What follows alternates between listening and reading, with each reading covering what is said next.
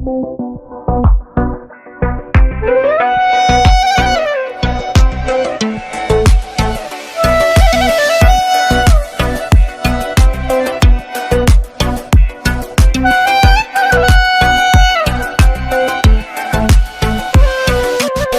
که گم شد فالش، قصه مردم شد حالش، رفت و نیومدی دنبالش. من بودم اونی که پیرش کردی، از همه چیز سیرش کردی، با قصه درگیرش کردی. من بودم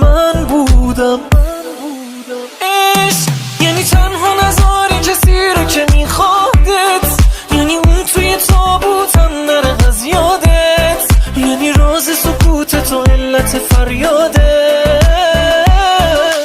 عشق یعنی هیچی نمونه تو قلبت و الا اون، یعنی تب کنه لیلی و بمیره براش مجنون، یعنی اونی که هواش مستت کنه مثل بارون.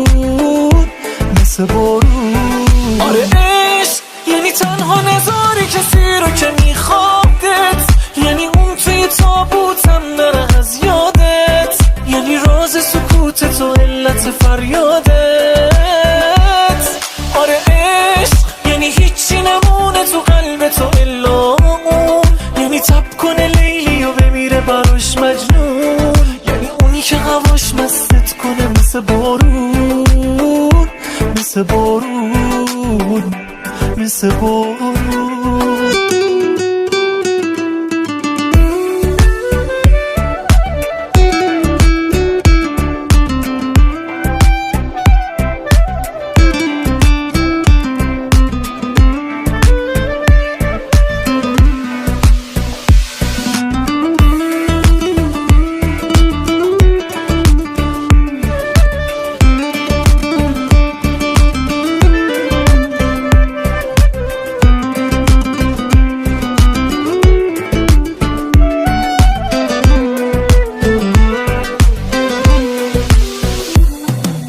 اونی که تمومش کردی، زندگیشو حرومش کردی، کشتیشو آرومش کردی.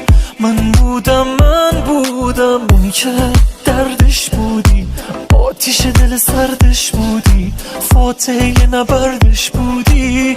من بودم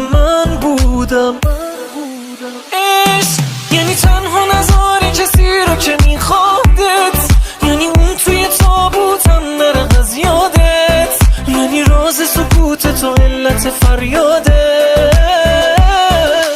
عشق یعنی هیچی نمونه تو قلبت و الا اون، یعنی تب کنه لیلی و بمیره براش مجنون، یعنی اونی که هواش مستت کنه مثل بارون. آره عشق یعنی تنها نذاری کسی رو که میخوادت، یعنی اون توی تابوتم نره از یادت، یعنی راز سکوتت و علت فریادت. آره عشق یعنی هیچی نمونه تو قلبت و الا اون، یعنی تب کنه لیلی و بمیره براش مجنون، یعنی اونی که هواش مستت کنه مثل بارون.